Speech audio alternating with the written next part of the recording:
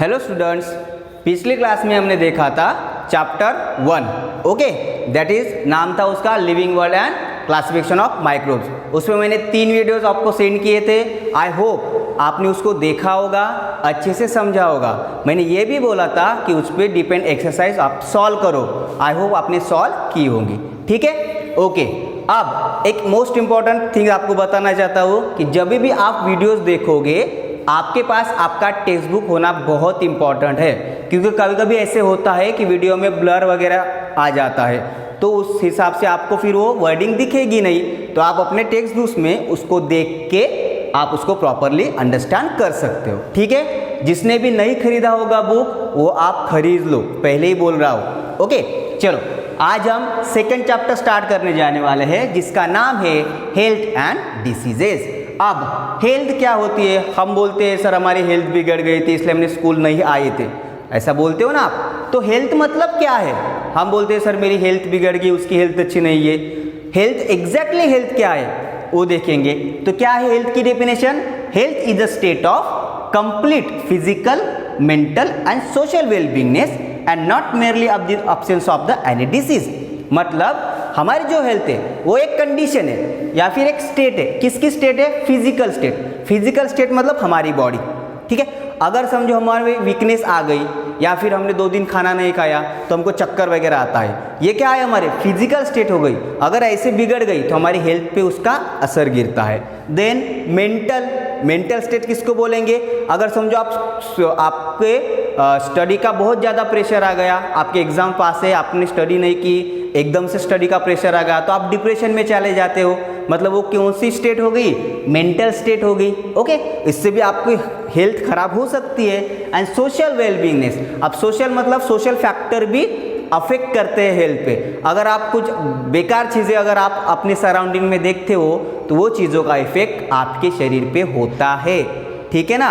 तो it is a state of complete physical, mental and social wellbeingness and not merely the absence of any diseases. अगर हम good health बोल रहे हैं तो ऑब्वियसली गुड हेल्थ में कोई डिसीजेस नहीं आने चाहिए। अगर हेल्थ में डिसीजेस अगर डिसीजेस आते हैं तो आप उसको गुड हेल्थ करो बोलोगे क्या? नहीं बोलोगे। तो क्या है हेल्थ की definition? Health is the state of complete physical, mental and social wellbeingness and not merely the absence of any diseases. और ये आपको डेफिनेशन याद करनी है, ठीक है। चलो नेक्स्ट, व्हाट इज डिसीजेस? हम बोलते हैं हमको सर डिसीज हुआ, ये डिसीज हुआ, वो डिसीज हुआ। अभी तो कोरोना डिसीज चल रहा है, तो एक्चुअली डिसीज क्या है? हम ऐसा कभी सोचा है क्या कि सर एक्चुअल डिसीज मतलब होता क्या है? ठीक है, तो देखो उसकी डेफिनेशन देखो। Condition of disturbances in a physiological and psychological process of body is called as diseases.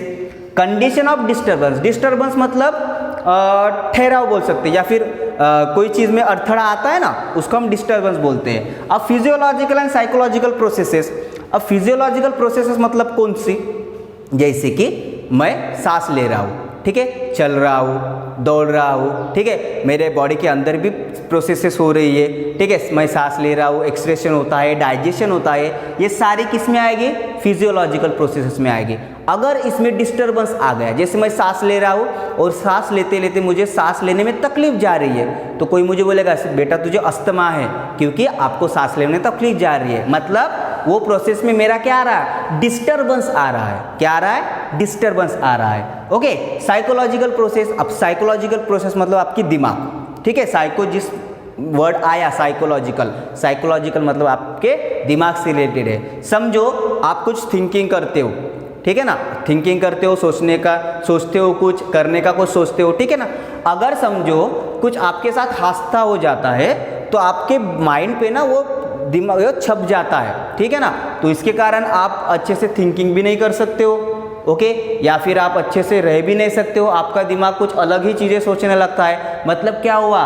Psychological जो प्रोसेस थी, आपकी थिंकिंग की प्रोसेस थी, उसमें क्या आ गया? डिस्टर्बेंस आ गया, ओके। तो उसी को क्या बोलते हैं हम? डिसीज बोलते हैं। मतलब condition of disturbances in physiological और psychological processes of the body is called as diseases, okay. Physiological processes मैंने बताया कौन सी प्रोसेस है? रेस्पिरेशन है, डाइजेशन है, एक्सक्रेशन है, ओके। बहुत सारी प्रोसेस है फिजियोलॉजिकल। एंड साइकोलॉजिकल प्रोसेस मतलब हमारे माइंड से रिलेटेड, किसी का माइंड अपसेट हो जाता है तो किसकी वजह से होता है, कुछ चीज़ों के कारण होता है, ओके, जैसे डिस्टर्बेंसेस के कारण होता है, उसको हम क्या बोलते हैं, डिसीज बोलते हैं। कुछ कुछ देखो कभी कभी ऐसे होता है ना कि आपको कुछ भी नहीं डिसीज होता, लेकिन आपको ऐसा लगता है मुझे कुछ हो गया, मुझे कुछ हो गया, है ना, उसके कारण भी आपकी हेल्थ बिगड़ सकती है। अब कुछ हो गया आपके माइंड में ऐसे चलता रहता है, मेरे को ये तो नहीं होगा, वो तो नहीं होगा, ये तो नहीं हुआ, ठीक है। अभी कोरोना चल रहा है तो अगर समझो आप को सांस लेने में तकलीफ जा रही है या फिर खांसी या फिर सर्दी हो गई तो आपके माइंड में, दिमाग में चलते लगता है अरे मेरे को कोरोना तो नहीं हो गया। मतलब क्या आप साइकोलॉजिकल प्रोसेस में क्या हो रहा है, आपके डिस्टर्बेंस हो रहा है, आप अलग ही चीज़ें सोच रहे हो, उसके कारण भी आपके फिर बॉडी पे डिसीजेस अटैक करते हैं, ठीक है। सो क्या है डिसीज की definition, condition of disturbances in physiological and psychological processes of body is called as diseases। अब each disease has its own symptoms। जो भी डिसीजेस रहता है उनके स्पेसिफिक सिम्टम्स रहते हैं। जैसे सर्दी हो गई तो आपकी नाक बहेगी, आपको छींक आएगी, ओके, खांसी हो गई आप खांसोगे, ठीक है। अगर किसी को टेम्परेचर बढ़ गया मतलब बुखार आ गया तो आपकी बॉडी का टेम्परेचर बढ़ेगा, ओके, फिर आपको गरम गरम लगेगा, फिर आप बोलोगे कि मुझे बुखार आ गया, ठीक है। किसी का सिर दुख रहा है तो उस सिर में आपका हेडेक होगा, ओके, आप बहुत कैसे तो भी आपका सिर करेगा तो आप बोलोगे सर मुझे हेडेक हो गया, ठीक है ना।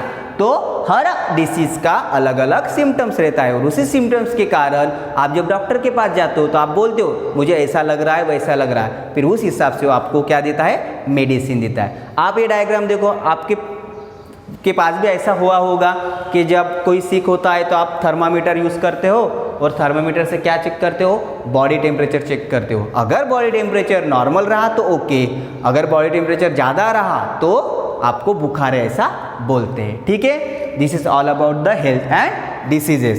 देन नेक्स्ट है टाइप्स ऑफ डिसीजेस। अब टाइप्स ऑफ डिसीजेस कौन से डिसीजेस रह सकते हैं, है ना। हम डिसीज तो बोल रहे हैं, बहुत सारे डिसीजेस है, एक ही डिसीज नहीं है, ठीक है। सो कौन से डिसीज है वो देखेंगे।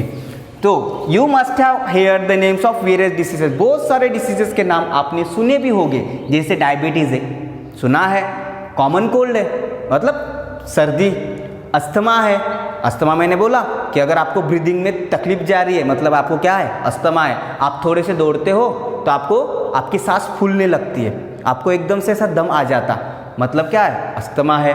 डाउन सिंड्रोम, अब ये डाउन सिंड्रोम हेरिडिटरी कैरेक्टर है, मैं बताऊंगा कि डाउन सिंड्रोम एग्जैक्टली क्या रहता है।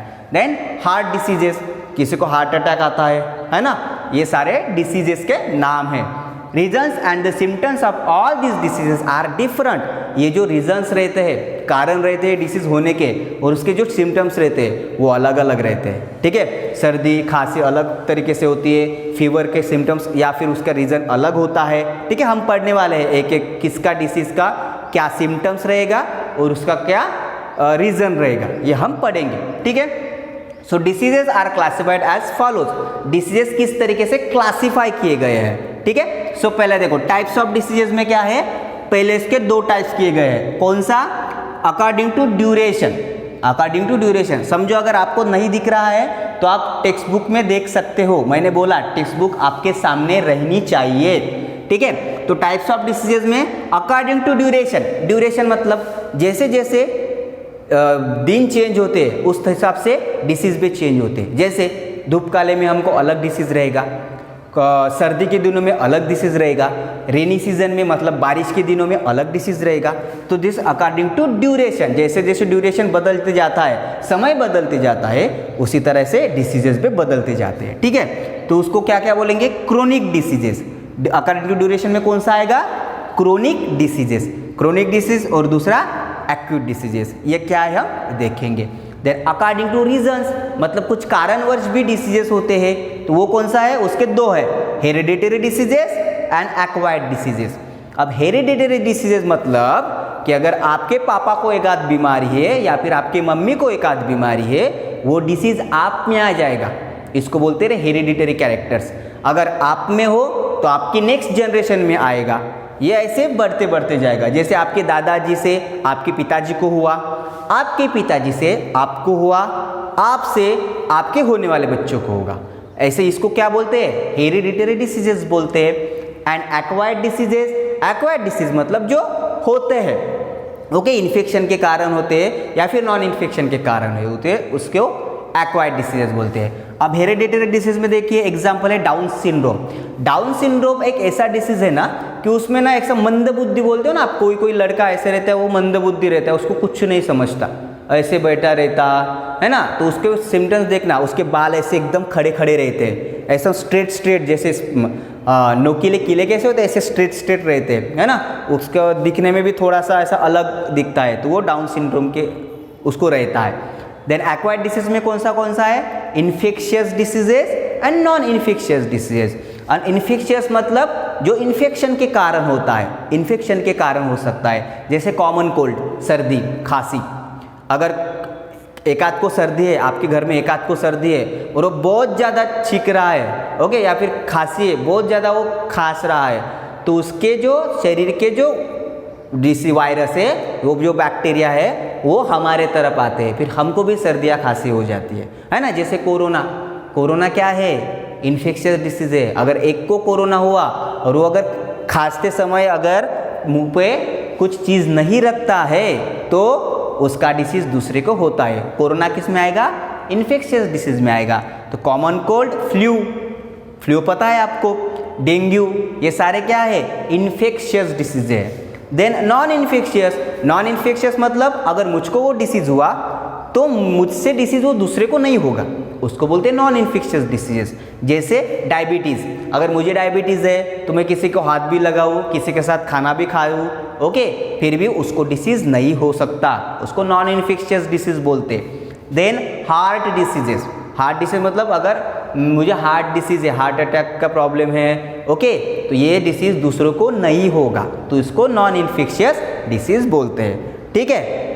देन नेक्स्ट, अब इन्फेक्शियस डिसीजेस किसको बोलेंगे, मैंने बोला इन्फेक्शियस डिसीज मतलब अपने को हुआ तो दूसरे को होता, थ्रू द एयर होता, थ्रू द वाटर होता, बहुत सारी चीज़ें रहते हैं इन्फेक्शियस डिसीज के, ठीक है। तो देखो पहले क्या है, diseases spread through the contaminated air, water, food और वेक्टर्स, ओके, मतलब जो डिसीजेस कुछ चीज़ों से फैलते हैं। कौन सी चीज़ें से, कंटेमिनेटेड मतलब खराब बोल सकते हो आप, गंदा बोल सकते हो। कंटेमिनेटेड एयर, अगर एयर खराब है ना, एयर में पोल्यूशन है, उसके कारण डिसीजेज हो गए। वाटर, अगर वाटर खराब है ना, गंदा पानी है, तो गंदे पानी से भी क्या होते हैं, डिसीजेज होते हैं। देन फूड, अगर आप बासी खाना खाते हो तो भी उससे डिसीज होते हैं। एंड वेक्टर्स, और वेक्टर्स मतलब जिसके कारण डिसीज होते हैं, जैसे insect and other animals, okay, कुछ कीड़ों के कारण भी डिसीजेस होते हैं, या फिर अदर एनिमल्स के कारण भी डिसीज होते हैं, ठीक है। तो ये सारे डिसीज किस में आएंगे, इन्फेक्शियस डिसीज में आएंगे, are called as infectious disease. मतलब ऐसे डिसीजेस जो contaminated air, water, food, vectors में क्या आएगा, इंसेक्ट्स आएंगे, अदर एनिमल्स आएंगे, उसको बोलते हैं इन्फेक्शियस डिसीजेस। अब इस पे कुछ नाम दिए, देखो डिसीज दिया है, नेम ऑफ डिसीज, ओके, उसका पैथोजन मतलब किससे वो कैरी होता है, कौन उसको कैरी करता है एक जगह से दूसरी जगह या फिर एक चीज़ से दूसरी जगह, किस तरीके से होता है। देन मोड ऑफ इन्फेक्शन, कौन सी चीज़ों से ऐसा डिसीज होता है वो देखेंगे। सिम्टम्स, उसके सिम्टम्स क्या है, एंड प्रिवेंशन एंड ट्रीटमेंट, कि उस पर क्या प्रिवेंशन कर सकते हैं और उसकी क्या ट्रीटमेंट कर सकते हैं, ठीक है। सो पहला है ट्यूबरकुलोसिस, जिसको हम टीबी बोलते हैं। ट्यूबरकुलोसिस मतलब टीबी, ओके, आपको घर में भी टीबी पेशेंट देखा होगा, जिसको टीबी रहता है ना, उसकी जो खांसी रहती है 3-4 महीने उसकी खांसी ही नहीं जाती। जिसको 3-4 महीने कंटिन्यू खांसी है, समझ लो उसको टीबी हो गया, सिंपल सा, है ना। तो उससे दूर रहना चाहिए, क्योंकि अगर उसको टीबी है और वो अगर अपने पास खांसता है तो वो टीबी हमको भी हो सकती है, क्योंकि इन्फेक्शियस डिसीजेस है। देन पैथोजन मतलब कौन से वायरस से होता है या फिर कौन से बैक्टीरिया से होता है, तो उसका नाम है माइकोबैक्टीरियम ट्यूबरकुली, उसका नाम है पैथोजन का माइकोबैक्टीरियम ट्यूबरकुली। अगर नहीं दिखता होगा तो आप अपने टेक्स्ट बुक में देख सकते हो। देन मोड ऑफ इन्फेक्शन, किसके कारण होता है, कैसे होता है। स्पिटिंग बाय पेशेंट, अगर जिसको टीबी हो गया वो कहीं पे थूक जाता है, ओके, कहीं पे थूकता है या फिर थ्रू द एयर, कहीं पे थूकता है या फिर एयर मतलब जैसे आप वो पेशेंट अगर खांसता है तो अगर उसने रुमाल नहीं रखा, वो खांसने के बाद क्या होता है, उसके जो वायरसेस बैक्टीरिया वो एयर में फैल जाते हैं। अगर उसके कांटेक्ट में आप आ गए मतलब आपको टीबी होगा। Then prolong contact with and sharing of materials of patient, मतलब अगर पेशेंट के आप कपड़े यूज़ करते हो या फिर बहुत बार उसके कांटेक्ट में रहते हो, कभी कभी उसके साथ सोते भी हो, ओके, तो ऐसा अगर हुआ तो उससे आपको टीबी हो सकता है। देन सिम्टम्स क्या है, अगर आपको टीबी हुआ तो एग्जैक्टली कौन से सिम्टम्स दिखाएगा जिसके कारण आप बोल सकते हो कि सर मुझे टीबी हुआ। तो क्रोनिक कफ, मतलब बहुत ज़्यादा कफ रहेगा, आपको खांसोगे, बहुत ज़्यादा खांसोगे, है ना। Then body spitting, bloody spitting मतलब अगर आप थूकते हो तो आपके थूक में से ब्लड निकलेगा, है ना, आपके मुंह से ब्लड निकलेगा। देन इमैक्सिएशन, डिफिकल्टी इन ब्रीदिंग, आपको सांस लेने में क्या जाएगी, तकलीफ जाएगी। ये सारे सिम्टम्स किसके रहेंगे, ट्यूबरकुलोसिस के रहेंगे। देन प्रिवेंशन एंड ट्रीटमेंट, आप क्या प्रिवेंशन कर सकते हो, मतलब वो चीज़ आपको ना हो, या फिर अगर हो गई तो उस पर फिर ट्रीटमेंट क्या करना है। तो BCG वैक्सीन, टीबी की BCG वैक्सीन रहती है, वो आपको मेडिकल में जाके लेना पड़ता। ओके, आइसोलेशन ऑफ पेशेंट, मतलब जिसको टीबी हो गई उसको एक रूम में पैक कर दो, उसके कांटेक्ट में कोई आएगा नहीं। जैसे कोरोना अगर हो गया तो पता है आपको आइसोलेशन वार्ड में रखते हैं, उसी तरीके से। Then regular medicine like DOT DOT, okay, ये मेडिसिन जब आप लेते हो तो आपको उससे प्रिवेंशन, मतलब आपकी टीबी अच्छे हो सकती है, ठीक है। देन नेक्स्ट है डिसेंट्री, ओके, डिसेंट्री मतलब आप हगवन भी बोल सकते हो उसको, या फिर डिहाइड्रेशन भी बोल सकते हो। तो उसको क्या है, पैथोजेंस क्या है, बैक्टीरिया है, वायरस है, शेलेगेला है, बैसिली है, एंटामोइबा, हिस्टोलिसिका, ये सारे पैथोजेंस के नाम है। ओके, याद करने में थोड़ी सी तकलीफ जाएगी, लेकिन रोज अगर डेली पढ़ोगे तो आपको याद हो जाता है। Then mode of infection, contaminated food and water, हो ना, अगर आप बासी खाना खाते हो या फिर आप जो एयर है आपकी जो आजू बाजू की एयर है अगर वो अच्छी नहीं होगी तो आपकी डिसेंट्री हो सकती है, ठीक है ना, आपके पेट बिगड़ सकता है, आपकी हालत बिगड़ सकती है। Then symptoms, watery stool, pain in abdomen, okay, मतलब आपके पेट में ना बहुत ज़्यादा दुखेगा। अगर आपने देखो बासी खाना अगर खा गया ना तो आपके पेट में गड़बड़ी होती है, पेट दुखने लगता है, तो ये उसके सिम्टम्स है। देन प्रिवेंशन एंड ट्रीटमेंट, क्या कर सकते हैं हम उसको, ड्रिंकिंग ऑफ बॉइल्ड वाटर, है ना, जगह आपको बुखार वगैरह होता है या फिर आपको डिहाइड्रेशन होता है, मतलब आपको बहुत बार जाना पड़ता है, तो डॉक्टर बोलता है कि आप गर्म पानी पियो, है ना, गर्म पानी पीना पड़ता है, boiled water. Then proper storage of food, आप जो खाना आपके घर का है उसको प्रॉपरली रखो ताकि वो ख़राब ना हो, जैसे फ्रीज में वगैरह रखने से ख़राब नहीं होता है। एंड ORS कंजम्पशन, और ये छोटे बच्चों को आता है, आप ORS उसको दे सकते हो, ठीक है। देन कॉलरा, पता है आपको कॉलरा डिसीज, तो उसको कौन सा पैथोजन अफेक्ट करता है, वाइब्रियो कॉलेरी, उसका नाम है वाइब्रियो कॉलेरी, मतलब बैक्टीरिया में, ये वाला बैक्टीरिया है, ठीक है। Mode of infection, contaminated food and water, वो भी उसी से होगा, खराब पानी या फिर खराब हवा से। देन सिम्टम्स क्या रहेंगे, वोमिटिंग मतलब उल्टियाँ होगी, सेवियर डायरिया मतलब आपको बहुत बार जाना पड़ेगा, okay. Then cramps in lungs, मतलब आपके लंग्स में क्या होगा, दुखना चालू होता है। देन प्रिवेंशन एंड ट्रीटमेंट क्या है, following hygienic practices, hygienic practice मतलब हाथ अच्छे से धोना, बाहर से आए तो अच्छे से हैंड वॉश करना है, क्या सैनिटाइजर लगाना, ये सारी चीज़ें। Then avoiding open place food, जो बाहर के कुछ होटल्स में आप खाना अगर खाते हो, ओके, अगर ये ऐसे कॉलरा से बचना है तो बारिश के दिनों में बाहर का खाना बंद कर दो, खाओ ही मत, ओके, अगर खाओगे तो आपको कॉलरा होगा। Then drinking of boiled water, गर्म पानी पीना है। वैक्सीनेशन अगेंस्ट कॉलरा, आपको मेडिकल में जाके मतलब हॉस्पिटल में जाके उसकी कॉलरा की दवाई लेनी पड़ती है, ठीक है। देन नेक्स्ट है टाइफाइड, पता है नाम आपको, टाइफाइड किससे होता है, सैल्मोनेला टाइफी, उसका जो पैथोजन है, मतलब जो बैक्टीरिया है ना जिससे टाइफाइड होता है उसका नाम क्या है, सैल्मोनेला टाइफी उसका नाम है, क्या पैथोजन है उसका, जिसके कारण हमको टाइफाइड होता है। देन मोड ऑफ इन्फेक्शन किससे है, कंटेमिनेटेड फूड एंड वाटर, वही खराब पानी या फिर खराब खाना, उसी से ये चीज़ होती है, टाइफाइड होता है, ओके। अब सिम्टम्स क्या है, सिम्टम्स एनोरेक्सिया, हेडेक, आपको सिर में दुखने लगता है, रैशेस ऑन अब्डोमेन, ओके, आपके जो पेट के अंदर में अब्डोमेन से उस पर रैशेस आना चालू हो जाते हैं, ऐसे लाल लाल बारीक बारीक रेशा होना चालू हो जाते हैं। Then dysentery, okay, fever up to 104 degree Fahrenheit, मतलब आपको फीवर आता है, बहुत सारा बुखार आता है, कितना आता है 104 डिग्री फ़ारेनहाइट तक आ सकता है। देन प्रिवेंशन एंड ट्रीटमेंट, क्या क्या प्रिवेंशन कर सकते हो आप, क्या कर सकते हो, ड्रिंकिंग क्लीन वाटर, अच्छा वाला पानी पियो या फिर बॉयल वाटर पियो। देन वैक्सीनेशन, आपको मेडिकल में जाना ही पड़ेगा, उसकी दवाई लेनी ही पड़ेगी।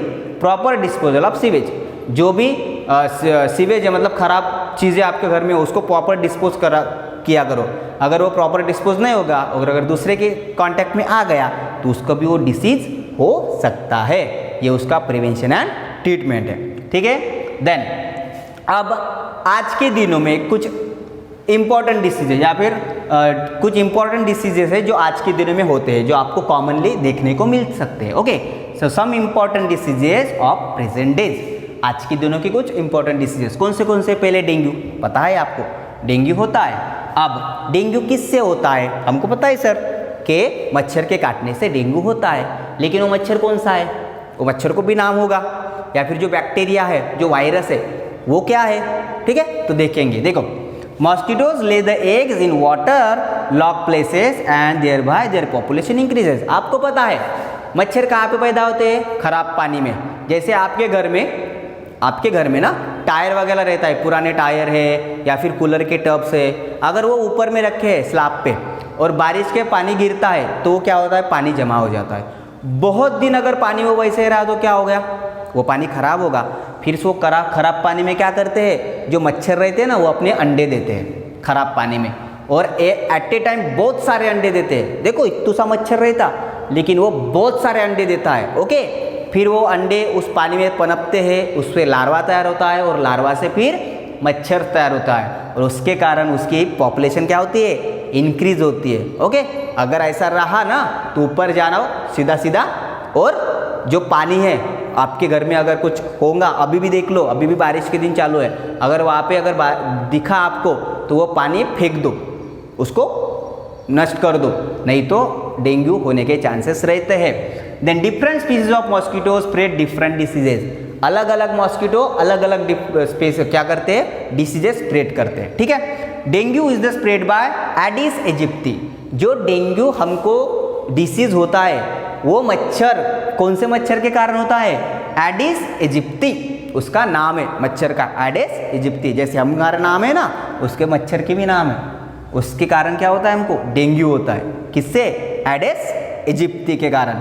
This disease is caused by DEN, DEN मतलब वायरस है, 1-2 वायरस बिलोंगिंग टू द टाइफी फ्लेवोवीरस, मतलब फ्लेवोवीरस जो वायरस है DEN 1-2 वायरस, उससे हम मतलब जो एडिस इजिप्टी है वो क्या करता है, जब हमको काटता है ना तो काटने के कारण ये वायरस हमारे शरीर में छोड़ देता है, जिसके कारण हमको क्या होता है, डेंगू हो सकता है, ठीक है।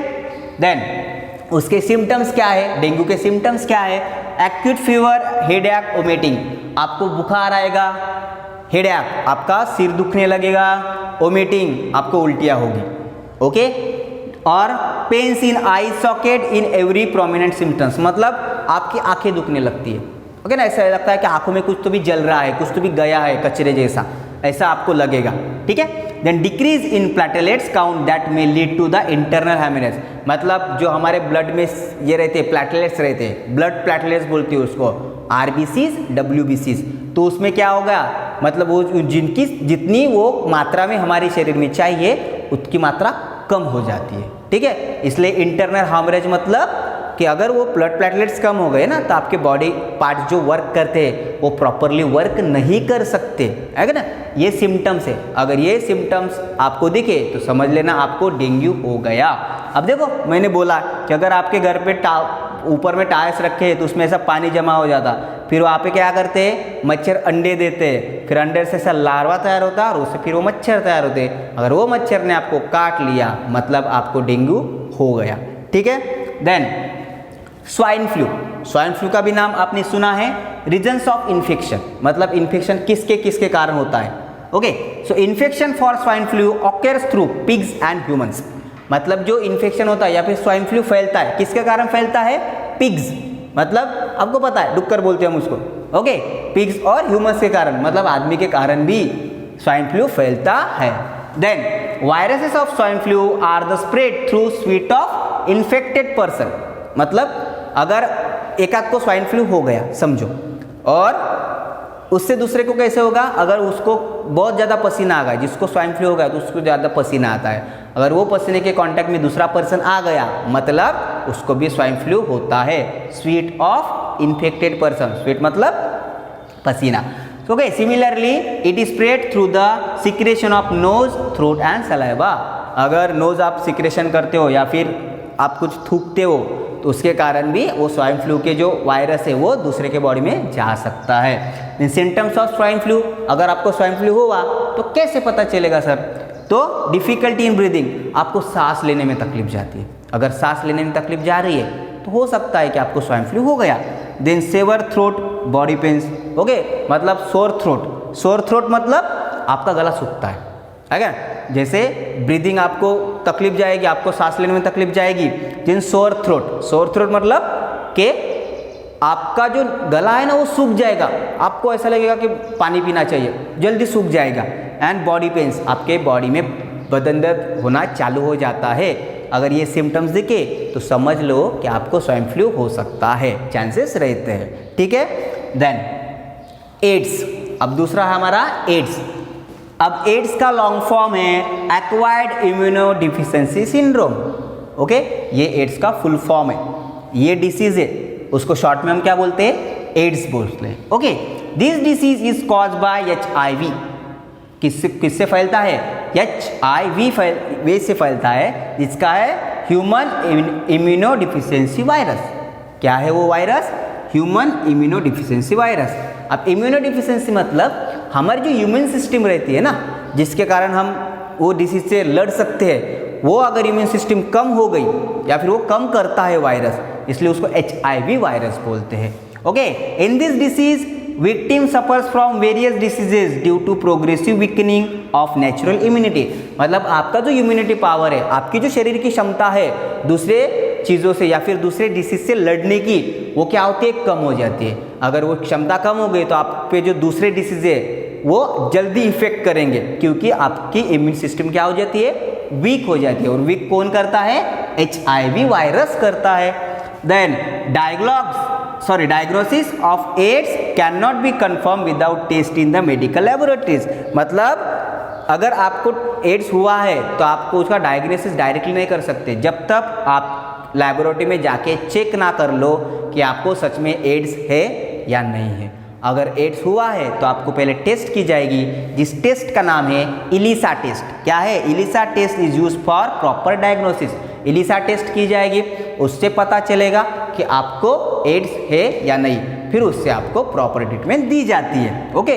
जो टेस्ट करते हैं उसको क्या बोला जाए, इलिसा टेस्ट बोलते हैं। Symptoms of AIDS are person to person specific, okay, मतलब एड्स हुआ है तो ऐसे सिम्टम्स आपको अलग अलग दिखेंगे, कुछ पर्सन में अलग दिखते हैं, कुछ पर्सन में अलग देते हैं। ऐसे स्पेसिफिक सिम्टम्स नहीं रहेंगे कि हाँ सर इसको एड्स हुआ है, ऐसा नहीं। एड्स जिसको भी हुआ है, आपको कभी कभी ऐसा भी पता नहीं चल सकता कि इसको एड्स हुआ है, किसी कोई सिम्टम्स नहीं दिखेगा, लेकिन किसी किसी में सिम्टम्स दिखेंगे, मतलब अलग अलग रहता है, ठीक है। Then infection through animals. अब जो एनिमल से इन्फेक्शन होता है, मतलब जो एनिमल से डिसीजेस हो सकते हैं, वो कौन से, रैबीज। पता है रैबीज किसके काटने से होता है, डॉग के काटने से होता है ना। देख लो, this is a viral disease. क्या है, वायरल डिसीज है। It occurs due to the bite of infected dog, rabbit, monkey, cat etcetera. हमको पता है सर कि रैबिस जो होता है ना, हमने सिर्फ सुना है कि रैबिस किसके काटने से होता है, कुत्तों के काटने से होता है, डॉग के काटने से होता है, लेकिन डॉग के काटने से नहीं होता। रैबिट पता है आपको, ससा बोलती है उसको, मंकी बंदर के काटने से भी होता है, और कैट के काटने से भी हमको रैबिस हो सकता है।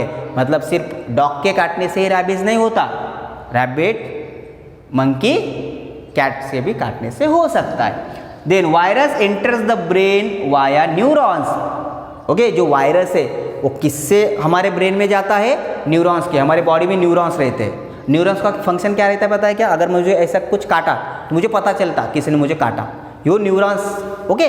तो वो न्यूरॉन्स से क्या होता है, वो वायरस अपने ब्रेन में जाता है। Hydrophobia is one of the important symptoms of this disease.